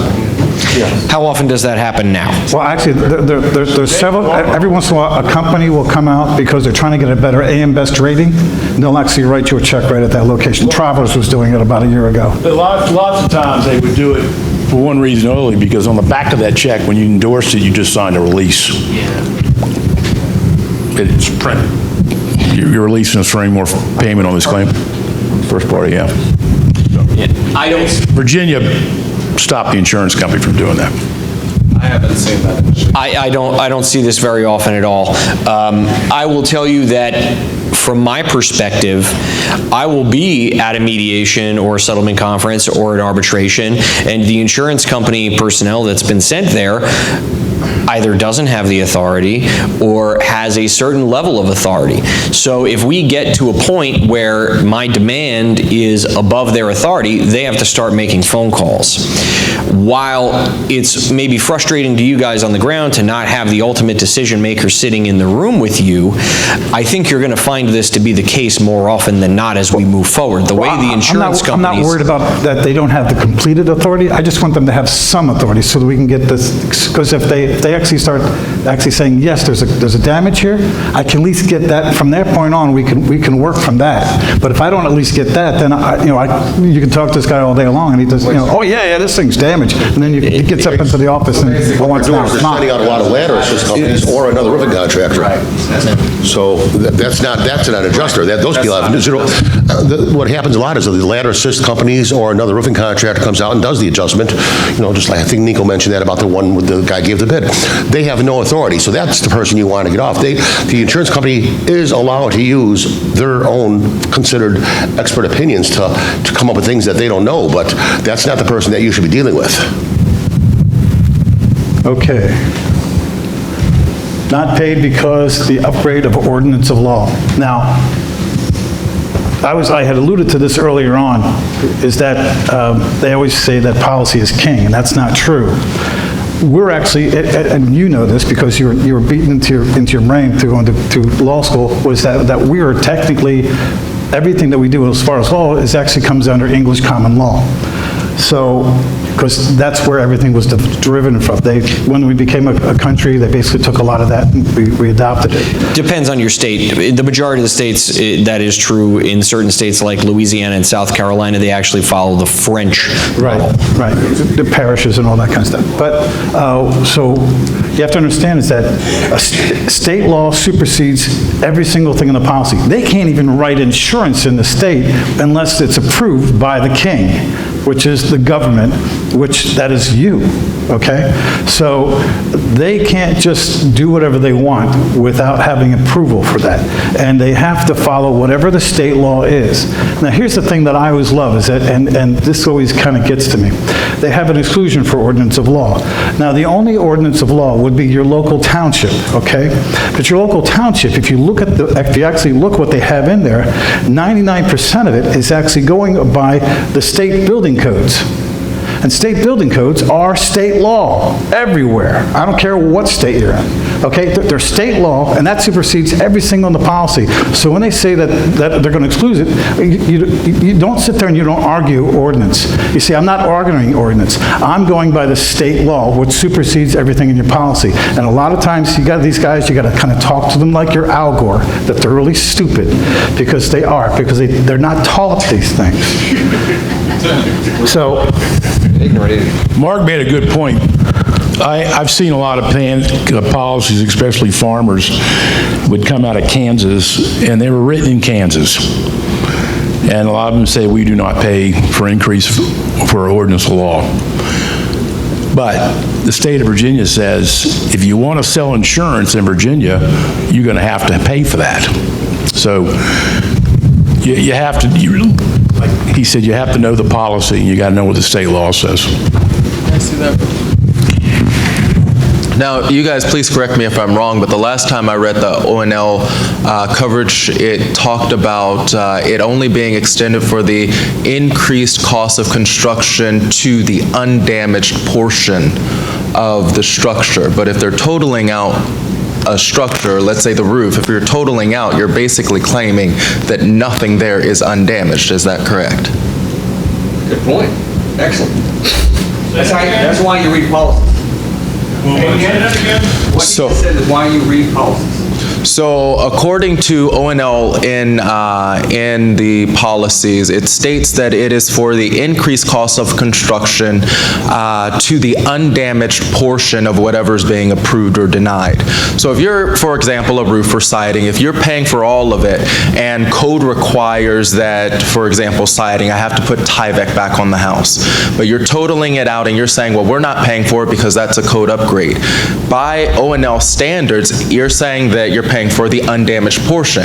There's nothing that you're saying is undamaged, so you have to bring it back to code. Does that make sense? Yes. Perfectly. Did I run over too many of you too quickly? Okay, let's talk about a roof, for example. How many of you deal with roofs? That's a good enough of you. All right, so with a roof, a lot of places require ice and water shield. Yes? Yes. Okay. So with ice and water shield, a lot of insurance companies will say, well, we're not paying for it unless it's code, or if you come at them with the code requirement, they'll say, well, they don't have code upgrade, it wasn't there, we're not paying for it. Well, they've totaled out the roof. So what they're saying is there is nothing on this roof that we're saying is not damaged. So we're paying to replace the entire thing. ONL is for the undamaged portion. So if there's nothing that's undamaged, you have to bring it to code. Very good. But if they don't have an ONL endorsement on their policy or in the policy, then it doesn't matter because that's for the undamaged portion. But that language wouldn't be in there though. That's how it reads. ONL, by not having it or having it, all it is for the undamaged portion. But they're totaling out the roof. So they have to pay to bring it to code. But most of the time, my experience is that the upgrade issue, the code upgrade issue, from my experiences in Detroit, happens on total fire loss, where you have to rebuild home or business building or something. You have to rebuild it, and then, you know, it's a 22-year-old building or something. Well, the code has obviously changed. Now you have to, routinely in Michigan, they add 12 to 15% on top of that to get the code to comply. Well, some of the insurance company policies, if you look at them, they will say, we ain't gonna pay no code. And are you saying then that the state law is gonna trump that provision in the policy, that they have to pay for those codes, especially for electrical?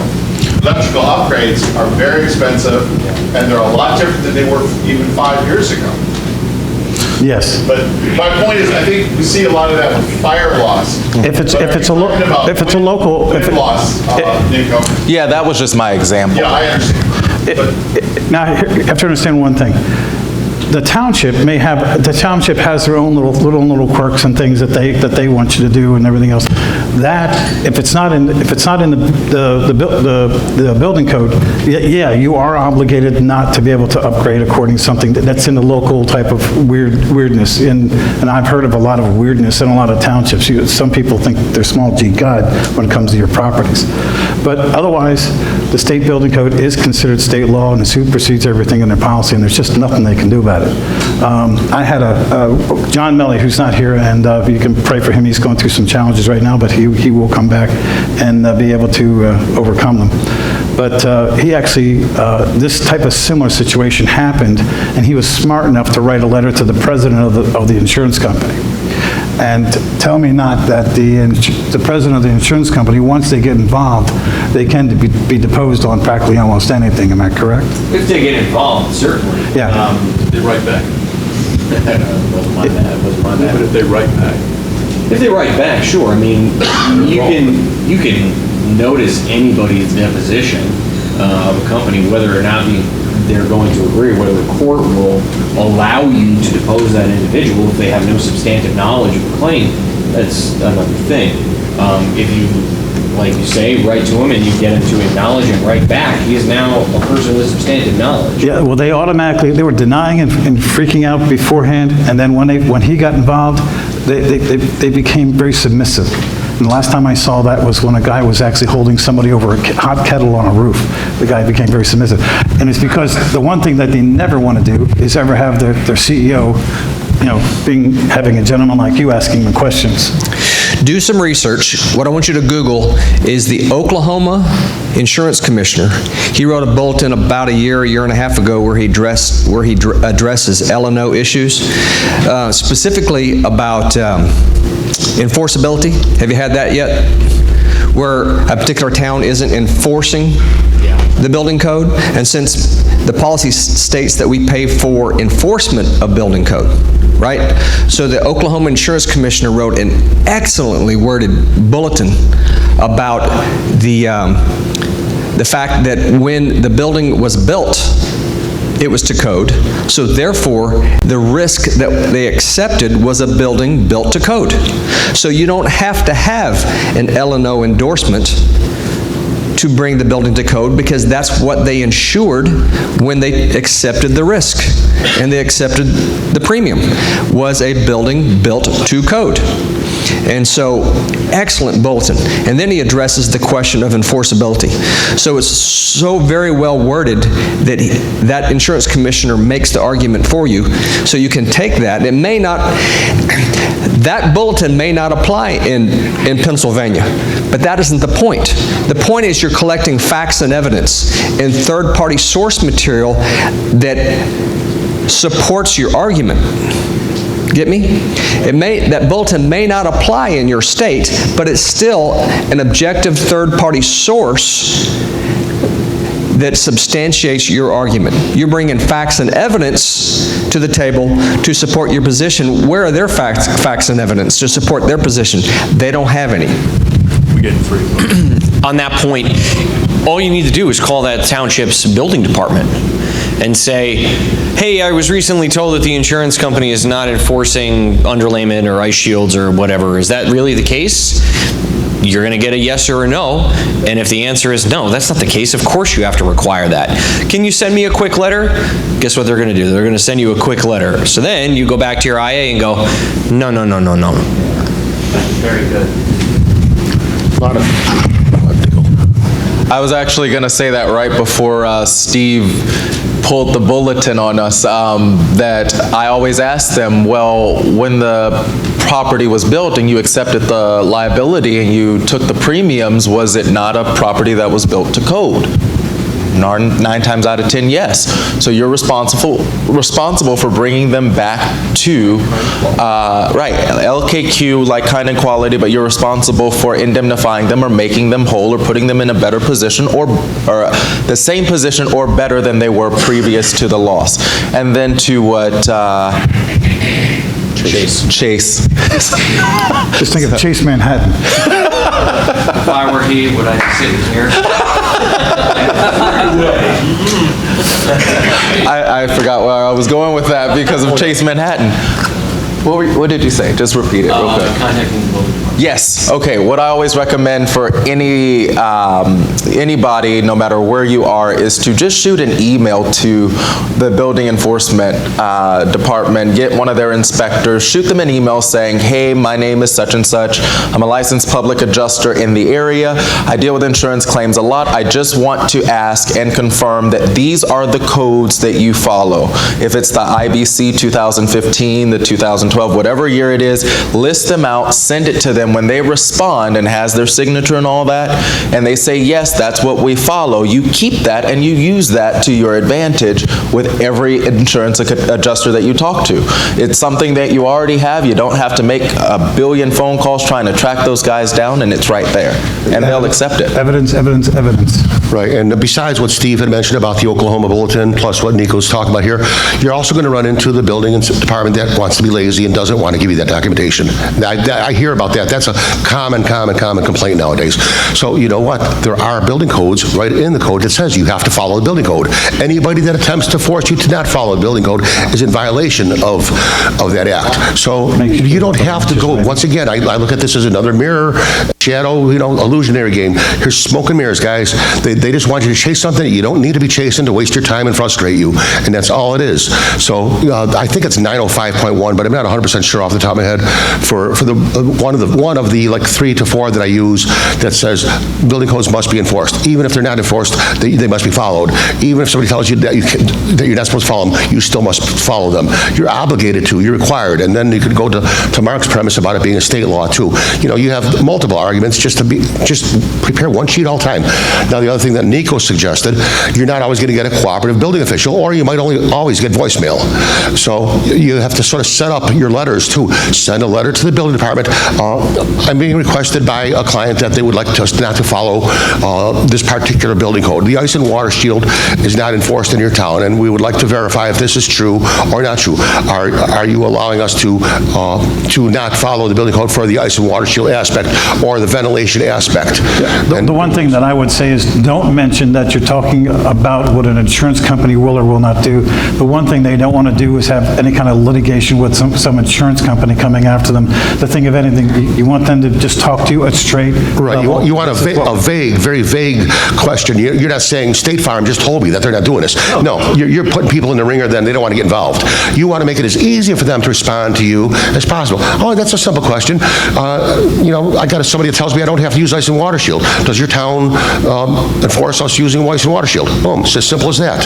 Yeah, I would say, could I get that in writing? Because if I do, I'll actually going to win a $100 bet. So I'll share half of it with you. Well, like I said, I keep it rather simple. I just say, hey, my name is Nico, I'm a public adjuster, I work in this area on a lot of property claims. I just want to confirm that these are the books that you follow. Is that true? Send it off. It's not about any one person. It's not about any one insurance company. It's just a general overlay, making sure that they follow or finding out which books they follow. And more often than not, I get a much better response and a much quicker one by email than I do by trying to get them on the phone, by trying to go to the office, because it's something that they'll just look at and say yes or no. Right. Maintenance problem, not covered. What's the next one? And the I exclusion. think this goes back to previously what we talked about under pre-existing poor workmanship, not sudden and accidental. It's a fact-based question, something you need to talk to your clients about, something you need to... Well, it's actually an exclusion in policy about maintaining, having properly maintaining the property. And a lot of times where you'll see this is a lot of times in heating units and things along those lines. My concern is that how would they know if something is or isn't maintenance or not, unless it's really obvious. I mean, we've all walked into houses, we're sitting there going, these people have never done anything to their home, they just kind of moved in, and it's just been deterring around them. And in fact, here's a question, would any of you guys, if you were acting as a PA, would actually want to take on a client like that hasn't really done anything on their property, but now something's gone wrong? My personal opinion is they built their nest, they should live in it. Sometimes you just don't want to take on certain clients, and stupidity, you can't, what's Ron White say, you can't fix stupid? That's true. And I don't think you should be advancing stupid. To me, it depends. And I'll say this, because I actually had a client down in Florida who, their house was, it surprised me. One of my sales guys actually knocked the door and they had me come out to look at it with them. There was a cactus growing on the roof. There was no ridge on the roof. I could literally look down into the house. But the thing was, the two ladies that lived there, and they were hoarders out of this world. They had, I mean, the smell that was coming up through the ridge was, yeah. There's no word, but no, not at all. But they were both disabled and wheelchair bound and 350 pounds apiece and never went anywhere. So, when it's someone that's in that type of situation that really doesn't have the ability to do much of anything and they're on a fixed income, that one was one that we ended up giving that roof and that project to them because I couldn't bear the sight of more cacti growing on a roof. So we ended up doing that for them and taking their claim. The insurance company said no maintenance issues, they're not maintaining the property, we're not covering it, but I still took it on because of the actual people. So I would take that question and say it's a case-by-case basis. What do you do when you have a fishing with an engineer with no prior reason? They say, we're going to bring an engineer out, and they're not telling you why they're bringing the engineer out. Like from day one. Why? They have a right to. Ultimately, the insurance company has a right to bring out an engineer. Whether or not you want it, they're allowed to. There's nothing in the policy that says only an adjuster can come on this property.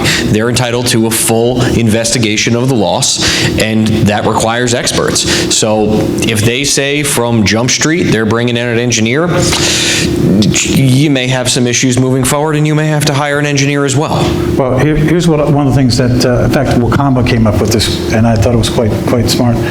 She said that your engineer can come, but you also have to come also.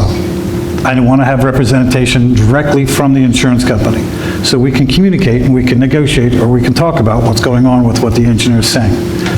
A point on that is always be present for every single inspection.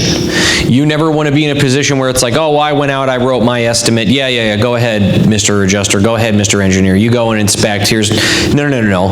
Anytime that house is inspected by any representative of the insurance company, you be there standing with them. And you make sure that their representative is also there. Sure. Otherwise, they're not allowed to be on the property. And get everyone's names before. No, oh, we're sending out Hague Engineering. Who?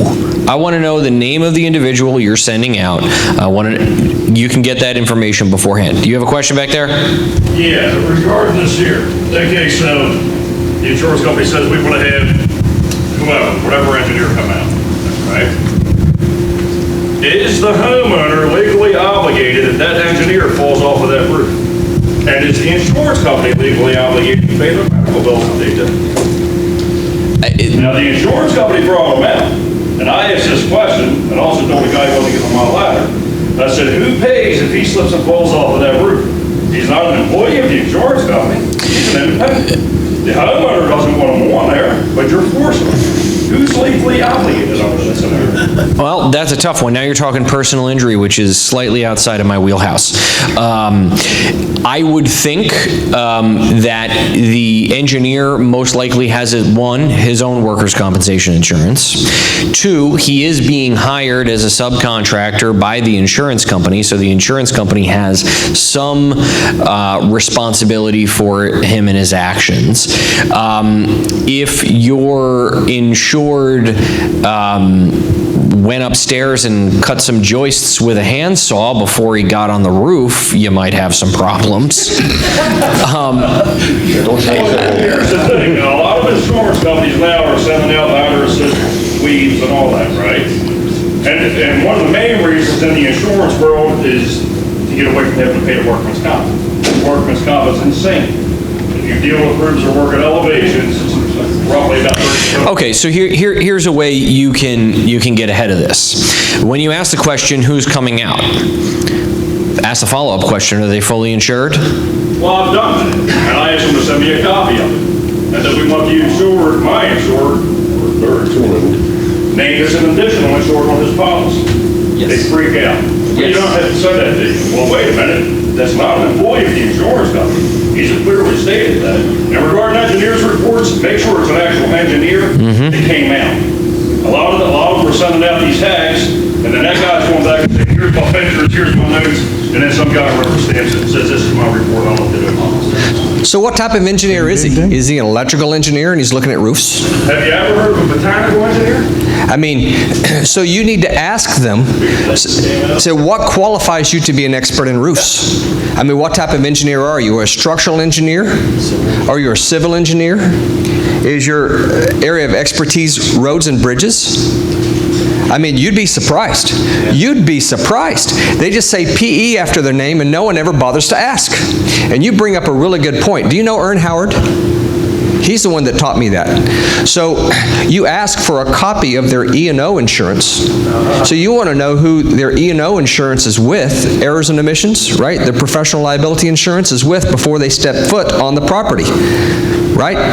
You want to know who their workers' comp and their general liability coverage is with, in case, and I don't see a problem with having the insured named as an additional insured on that policy for the date of inspection.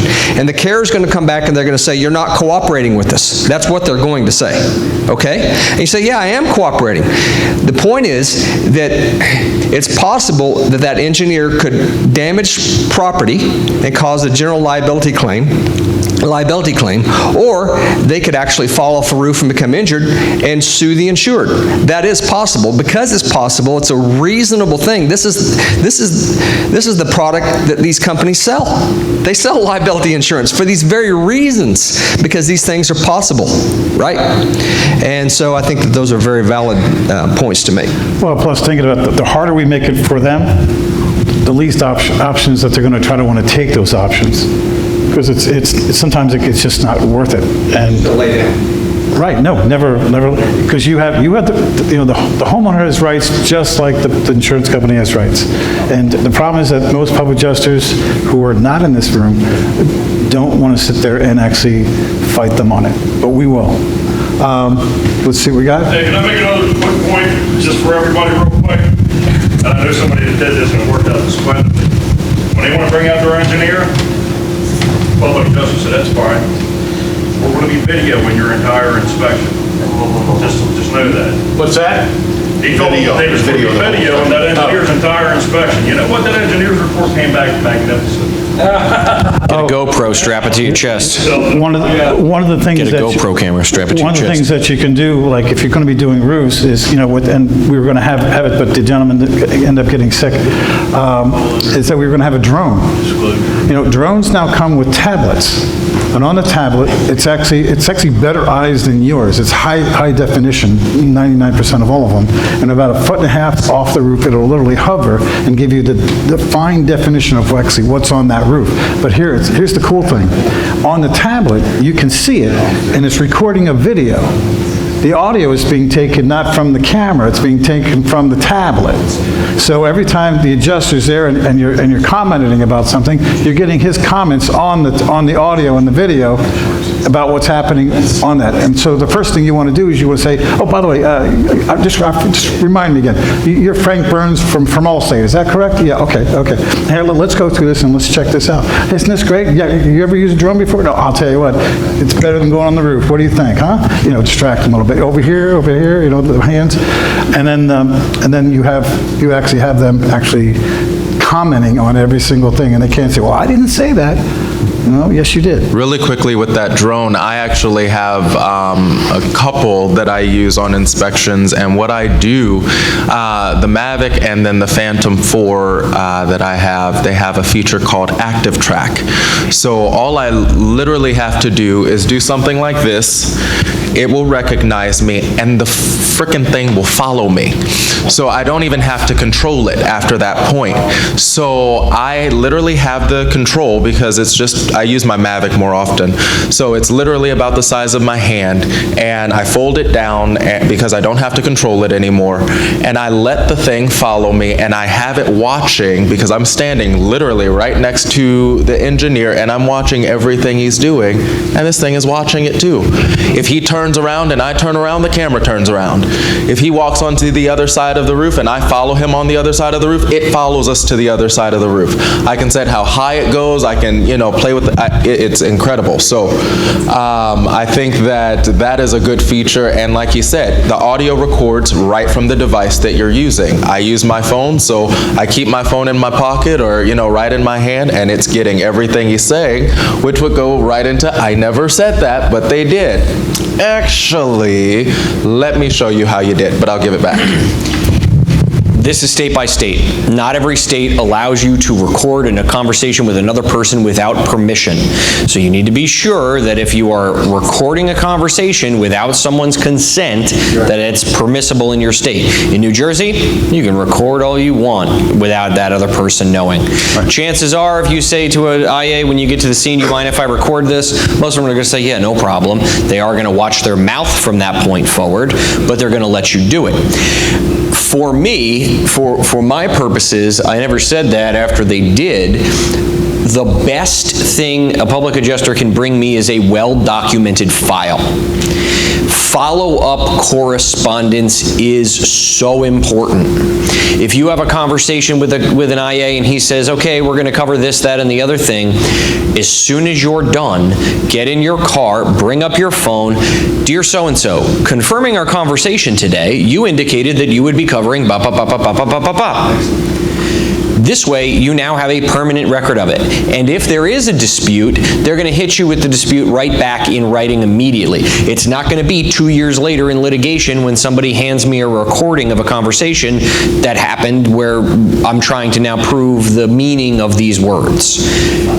Follow up with reasonable expectation of privacy. Yes, I mean if you're in public, there's no reasonable expectation of privacy. But if you're on a roof of someone's house, you're not in public. Their private property, they have the right to do whatever they want with the property, as far as that all do with the property. Again, I think you don't want to run into the situation where now you have to hire an attorney to be able to bring this statement into the record. That attorney's going to have to file a motion to compel it. Get the permission. Just get permission, or if you don't need permission, you don't need permission. But you don't want to do it in such a way that it's deceptive, because now that's going to fall back to you. Do it on the up and up, and you'll get better results. Okay. I think the last one's an attorney question. The amount is too little for an attorney. We aren't going to pay it. What do you mean exactly by that? It's like $5,000, and if I went to you guys, you go, well, we just don't see that there's enough money to deal with this. Everybody thinks, oh, Merlin Law Group, they're not going to look at anything unless it's $100,000 or more. I hear this all the time. I can't speak for every single one of the 42 attorneys at the firm, but I can speak for myself. I will look at any claim. There may be the $5,000 or $10,000 claim that I take a look at and go, oh, all I need to do is write a letter. Boom, it gets settled and everybody gets paid and goes home. There may be the $15,000 case in Pittsburgh that I think is a decent case, but I'm going to eat up the entire recovery and travel costs in 3 trips. So in that situation, it doesn't make sense for us to get involved. But it literally is, for me, a case-by-case basis. I can't say with any definitive definitive statement whether or not I will take or not take anything based upon a value. You may come to me and say, well, Chase, I have a $10 million roof claim for this complex, and I'm going to go, $10 million? Oh my God. Oh yeah, well, you know what? Let me take a look. I'm going to dig through the file and I'm going to see something I don't like, or I'm going to call out my roofing expert and go, Steve, would you go take a look at this roof and tell me if this is real? Because that roofer is going to go out and he's going to go, no, this is nonsense. So it literally is a case-by-case basis. And I'm going to look at it and I'm going to dig through your file and I'm going to determine whether or not it makes sense for me to get involved. But never think that just because a claim is small that an attorney isn't willing to handle it. One of the things that I had picked up a piece from a Harvard professor who was talking about how you actually take things to small claims court. And the one thing that he was talking about dramatically is that the insurance company, if you take something to small claims court, they're going to send an attorney out. But to a small claims court judge, that attorney walking into his courtroom is an abomination. Yes and no. Earlier yesterday, you spoke about raccoons. Someone was speaking about raccoons. I had a public adjuster call me and say, listen, I got a $13,000 attic claim where a raccoon got in there and tore this place up. Can you help me out? And I look at it and I do a little bit of research, and I find out that there is definitive case law in New Jersey that says raccoon are not vermin. They used a vermin exclusion to deny this claim. I filed it in special civil part, which is essentially small claims court. I served it. The day it got served, I got a phone call from Allstate's attorney and said, we'll give you the $13,000. So that's a situation where it's a $13,000 claim where I might not have taken it, but I knew that all I needed to do was fill out a form and pay a $75 fee. My client got their 13 grand. Case by case basis. Good. I want to step back one. I never said that. Do you guys know how to use, oh goodness, my mind just went blank. Reverse psychology? No. A sworn statement. So you can have them, let's say the homeowner was there when they said it, so they can fill out a sworn statement under the penalty of perjury that they said such and such. That's facts and evidence, gentlemen, because the person is stating the following statement that I'm going to make is true and accurate to the best of my knowledge, and under the penalty of perjury I say the following. And then they make the statement of whatever the adjuster said under the sworn statement. You know what? Facts and evidence.